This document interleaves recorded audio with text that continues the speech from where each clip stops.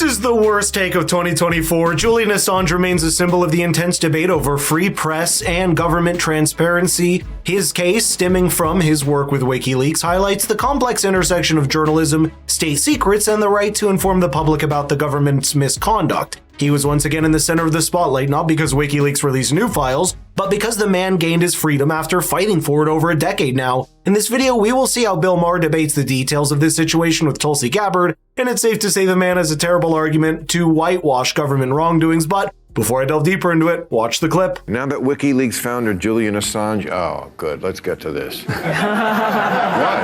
Oh, it's good. Me too, has pled guilty to espionage and secured his freedom. I didn't see this coming, by the way. I didn't think he'd ever get out. What will his legacy be? Yes. Time served. Time served. He served 6 years, and that's what he's getting. No, but they're talking about his legacy, and that's what I want to know. Is he a heroic crusader exposing government lies, or he is a reckless traitor who was endangering our freedom? Yeah, I mean, it depends who you ask. I think that the more people have been, I think that he is an example of his prosecution. The charges against him are one of the biggest attacks on freedom of the press that we've seen and freedom of speech. So.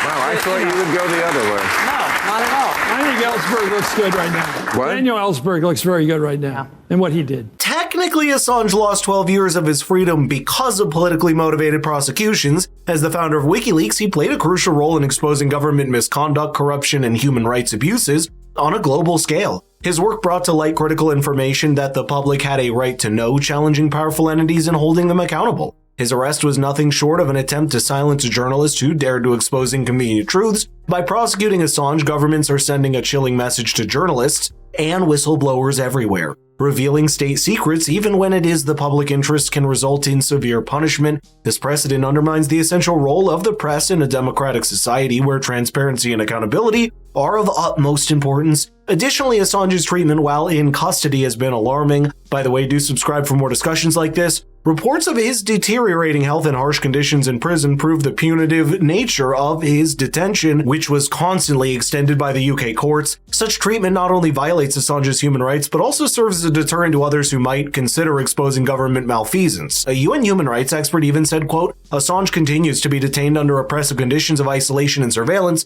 not justified by his detention status, adding, quote, despite the complexity of the proceedings against him led by the world's most powerful government, Mr. Assange's access to legal counsel and documents has been severely obstructed. So it's clear that they wanted to make an example out of him, but Bill shares a different opinion. Watch this take on the next clip. Well, I don't know all the particulars. I mean, you'd have to really spend months and months going through the amount of stuff he put out. But in general, I think the world's full of bad people. Like I was saying to Ray, the world's full of bad people.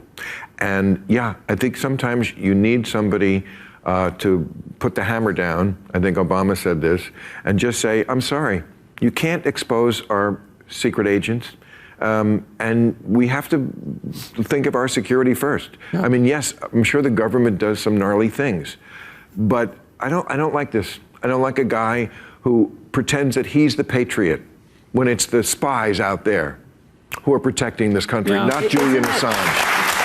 Because there are people who want to destroy this country. And there are people who are plotting to get nuclear weapons and all the rest of it.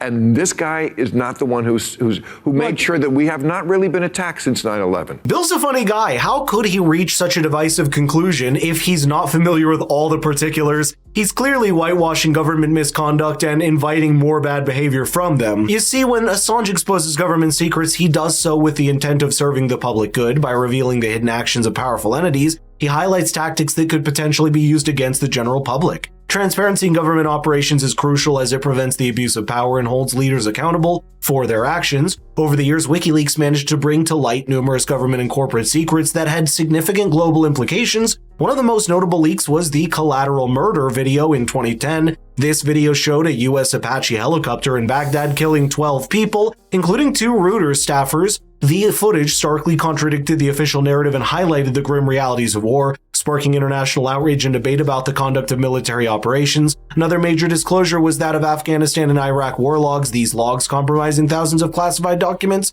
detailed unreported incidents of civilian casualties, friendly fire incidents, and the presence of deadly militias. The Afghanistan war logs provided a comprehensive ground-level view of the conflict, revealing the complexity and brutality of the war. The Iraq war logs further exposed the extent of civilian deaths and torture, contradicting official claims about the progress and human cost of the conflict. 2016 Wikileaks published emails from the DNC and John Podesta, Hillary Clinton's campaign chairman. These emails revealed instances of bias within the DNC against Bernie Sanders during the Democratic primaries and exposed excerpts from Clinton's paid speeches to Wall Street banks, which were at odds with her public positions. I think rejecting to be informed of the truth only invites more surveillance and suppression from the government, therefore threatening the very foundations of our democracy. Tulsi shares a similar sentiment, which she explains in this next clip. He is exposing people who are protecting us. We're the ones who have been attacked. Okay, I agree. But what he exposed really is how our own government was violating our own civil liberties and trying to cover up things that were very embarrassing to our government. And I think that's the essence of the responsibility of a free press and why it's so important for our democracy. Okay. She's absolutely correct. Freedom of press is a cornerstone of any functioning democracy, playing a crucial role in ensuring transparency, accountability, and the flow of information. It serves as a watchdog over those in power, providing citizens with the knowledge that they need to make informed decisions and participate meaningfully in the democratic process. That's why this right is protected under the First Amendment of the U.S. Constitution, reflecting its fundamental importance to a free society. The Watergate scandal wouldn't be possible without it, which exposed the Nixon administration's involvement in a break-in at the Democratic National Committee headquarters. It uncovered a web of political espionage leading to the resignation of President Richard Nixon. This case proves how a free press can expose corruption at the highest levels of government and uphold the principles of accountability and justice. Another significant instance is the Pentagon Papers, a classified Department of Defense study on the Vietnam War. In 1971, the New York Times and the Washington Post published excerpts of these documents revealing that successive U.S. administrations had misled the public about the war's progress and its prospects for success. It is evident that a free press is essential for a healthy democracy, as it encourages critical thinking and informed decision-making among the electorate. Without it, governments could operate the impunity and citizens would be left in the dark about matters that affect their lives, just like in many dictatorships we see worldwide. Tucker Carlson also pointed out how dangerous this situation is in one of his recent speeches. He was never charged with a crime in Great Britain. Never. He was charged with no crime. So in the free world, we don't hold people who haven't been charged with a crime. And we don't hold them in my country beyond a year unless they've been convicted of a crime or they're on trial for a crime. That's just the most obvious abuse of human rights. And it went on for 12 years. And he's an Australian. And I'm sorry, I don't mean this as a criticism, just I think this is a perspective providing observation. But like, why did anyone allow that? But he wasn't charged in the US, he wasn't charged in the UK, he was an Australian. And those three countries are aligned more closely than countries typically are. They're three of the Five Eyes, as you know. And nobody did anything about it. And you know what's crazy about the whole situation? It's the fact that the charges against Assange, particularly those under the Espionage Act, are just a theatrical performance since the man wanted to gain his freedom after endless court battles. What's also alarming is that the Espionage Act, which has been historically used to target spies and traitors, is now being utilized against a publisher. This blurs the line between legitimate journalism and criminal activity, potentially criminalizing the very act of investigative reporting. If Assange can be prosecuted for publishing classified information, so too can other journalists who report on government activities, effectively destroying investigative journalism and discouraging the exposure of wrongdoing. But what are your thoughts on this? Do you think that Bill Maher is right and we should shield our government from any criticism at all costs? Let's get the conversation rolling in the comments down below.